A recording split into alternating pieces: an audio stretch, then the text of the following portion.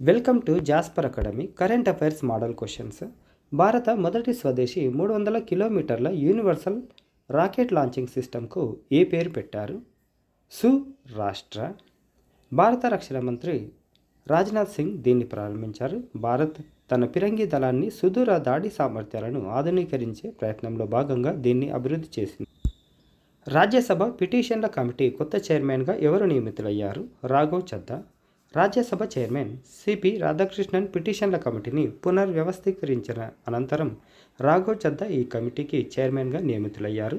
ఈ కమిటీ బిల్లులు, ప్రజా సమస్యలు, విధానపర విషయాలు, పార్లమెంటు దృష్టిని ఆకర్షించాల్సిన అంశాలకు సంబంధించి పౌరులు సమర్పించిన వినతి పత్రాలను పరిశీలిస్తుంది. పౌరులు తమ సమస్యలను నేరుగా పార్లమెంటు దృష్టికి తీసుకురావడానికి ఈ కమిటీ ఒక సంస్థాగత మార్గంగా పనిచేస్తుంది.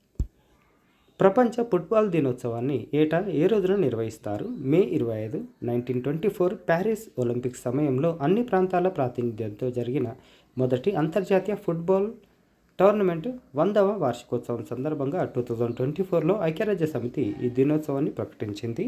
వీడియోను లైక్ చేయండి, షేర్ చేయండి. లేటెస్ట్ అప్డేట్స్ కోసం ఛానల్ని సబ్స్క్రైబ్ చేసుకోవడం మర్చిపోకండి. Thank you.